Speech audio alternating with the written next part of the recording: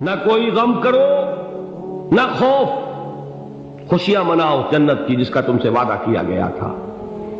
اللہ کی ربوبیت پر اطمینان جب انسان کو ہو جاتا، میرا رب اللہ ہے، ربی اللہ، انسان کے لیے نہ کوئی کھٹکا، نہ کوئی خطرہ، نہ کوئی خوف، نہ کوئی حزن۔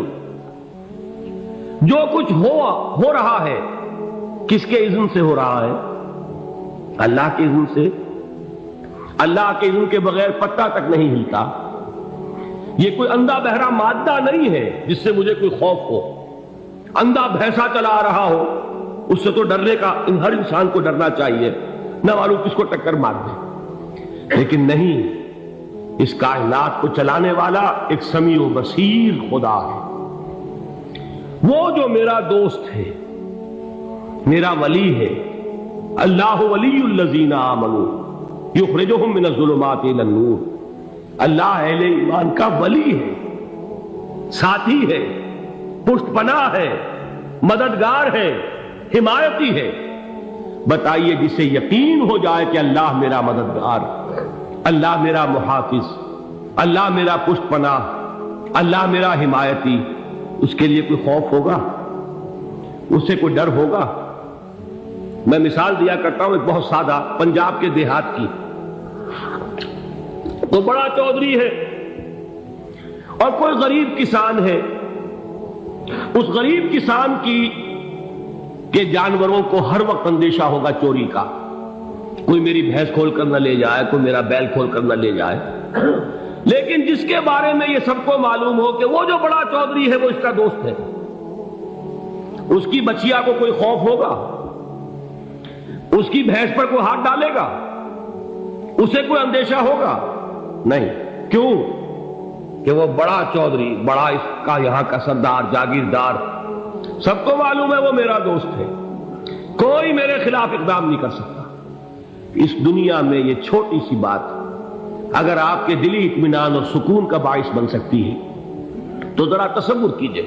میں لفظ تصور استعمال کروں گا صرف اس لیے کہ اس کا ہم جس کو کہتے ہیں ادراک اور شعور کر نہیں سکتے، اگر کے ساتھ کر سکتے۔ اگر یقین ہو کہ اللہ میرا مددگار اور یقین ہو کہ اللہ ہر آن میرے ساتھ ہے، پھر کوئی خوف؟ کس کا خوف؟ کوئی شے اللہ سے بالا تر ہے؟ کوئی قوت اس سے زیادہ طاقتور ہے؟ کوئی اس کے ارادے کو بدلنے والا ہے؟ کوئی اس کی مشیت کے آڑے آنے والا ہے؟ یہی بات ہے جو حضور نے فرمائی، یہ ایمان کا حاصل ہے لب لباب، کہ دیکھو اچھی طرح اس بات کو ذہن نشین کر لو، اگر تمام انسان مل کر تمہیں کوئی نقصان پہنچانا چاہے نہیں پہنچا سکتے، مگر جو کچھ اللہ نے لکھ دیا ہو، اور تمام انسان مل کر تمہیں کوئی نفع پہنچانا چاہے نہیں پہنچا سکتے، مگر وہ شے جو اللہ نے طے کر دی۔ آپ پھر میں کہوں گا ذرا طاری کیجئے، اسے فرض کیجئے، اسے سوچئے۔ اگر اس حدیث پر ہمارا دل ٹھکا ہوا ہو تو کسی سے ڈر ہوگا؟ یہ مجھے نقصان نہ پہنچا دے، یہ میری رپورٹ خراب نہ کر دے، یہ میری انکریمنٹ نہ رکوا دے، یہ میرا یہ نہ بگاڑ دے، یہ میرا یہ نقصان نہ پہنچا دے۔ اس کا ڈر، اس کا ڈر، اس کا خوف، اس کی خوشامد، اس کے لیے جا کر طرح طرح سے اپنی عزت نفس کو ذلیل کروانا اس کے سامنے، یہ سب کچھ کیوں کرتا ہے انسان؟ جب سمجھتا ہے کہ اس کے ہاتھ میں میرا کوئی نفع ہے، اس کے ہاتھ میں میرے لیے کوئی ضرر ہے، یہ مجھے کوئی غضب پہنچا سکتا ہے، یہ مجھے کوئی نقصان پہنچا سکتا ہے، یہ میرا کوئی کام بنا سکتا ہے، یہ میری کوئی ضرورت پوری کر سکتا ہے، اسی کا نام شرک ہے۔ جہاں آپ نے یہ سمجھا کہ غیر اللہ کے اندر کوئی طاقت موجود ہے، وہی شرک ہے۔ بتوں سے تجھ کو امید ہے، خدا سے نو امیدی، مجھے بتا تو صحیح اور کافری کیا ہے؟ شرک تو یہ ہے جس پر بھی تمہیں یہ خیال ہے، کلمہ ہے یہ کلمہ سوم، لا حول ولا قوت الا باللہ، ذرا اس پر دل کو کبھی اگر آپ تصور کریں، پھر فرض کریں، دل ٹھک جائے اس پر، کوئی طاقت نہیں۔ یہی بات تھی جو شیخ عبد القادر جیلانی رحمۃ اللہ علیہ نے اپنی وصیت میں اپنے بچے سے کہی۔ 11ویں دینے والے ہیں لیکن حضرت شیخ عبد القادر جیلانی کی وصیت اور تعلیمات کو کتنے لوگ ہیں تم جانتے ہو؟ یہ جن مقامات تک پہنچے ہیں وہ کس چیز کی بدولت پہنچے؟ انہوں نے جو پیغام دیا وہ کیا تھا؟ اے میرے بچے، جس طریقے سے قرآن مجید میں حضرت لقمان کی نصیحتیں جو ہے نقل کر دی گئی ہیں، میں یہ عرض کروں گا بالفرض اگر قرآن حضرت عبد القادر جیلانی کے بعد نازل ہوا ہوتا تو شیخ عبد القادر کی یہ نصیحتیں بھی قرآن میں درج ہوتی۔ اتنی اونچی نصیحتیں ہیں۔ اے میرے بچے، اس حقیقت کو ذہن نشین کر لے، لا فاعل فی الحقیقت ولا مؤثر الا اللہ۔ اس کائنات میں نہ کوئی فاعل حقیقی ہے نہ مؤثر حقیقی ہے سوائے اللہ۔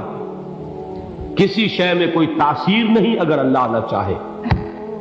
آگ جلا نہیں سکتی اگر اللہ نہ چاہے، پانی ڈبو نہیں سکتا اگر اللہ نہ چاہے، زہر ہلاک نہیں کر سکتا اگر اللہ نہ چاہے، کوئی چیز فائدہ نہیں پہنچا سکتی اگر اللہ نہ چاہے۔ تو در در پہ کیوں سر جھکاتے ہو؟ در در پر کیوں جبیں سائی کرتے ہو؟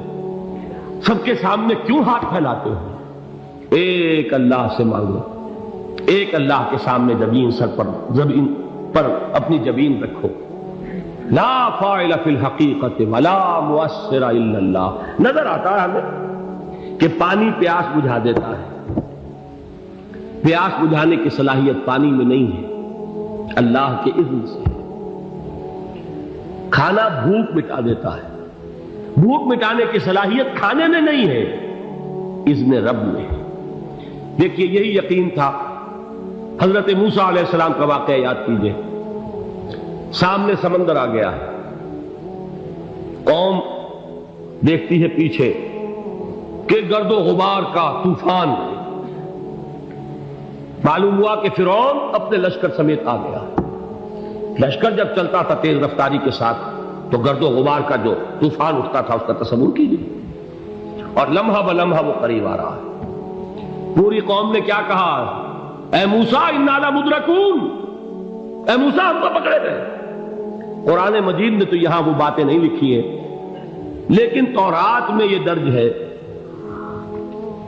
کہ بنی اسرائیل جھگڑنے لگے، دست و گریبان ہو گئے موسیٰ کے ساتھ۔ موسیٰ نے یہاں مروایا لا کر، اس سے تو ہم ہی بہتر تھے، وہاں کھانے کو ملتا تھا، زندگی تو تھی، بیگار ہم کر رہے تھے، موت تو نہیں تھی۔ اب جو کچھ ہوگا اس کا تصور کرو، جس طریقے سے ہمارے ٹکڑے اڑائے جائیں گے۔ تو لڑ رہے ہیں حضرت موسیٰ علیہ السلام سے، یہ تورات کی تفصیل ہے۔ قرآن میں صرف اتنا آیا ہے، پریشان ہو کر انہوں نے کہا انا لمدرکون، موسیٰ ہم کو پکڑے گئے۔ اس وقت موسیٰ کا جواب کیا ہے؟ کلا ان معی ربی سیہدین، نہیں، میرے ساتھ میرا رب ہے، وہ راستہ دے گا۔ بتائیے کہاں راستہ نظر آ رہا ہے؟ یہ ہے ایمان بالغیب۔ راستہ نظر نہ آئے تب اللہ پر یقین ایمان ہے۔ جیب میں پیسے ہوں اور تب دل کو اطمینان ہے تو ایمان کس پر ہوا؟ پیسے پر، اللہ پر نہیں۔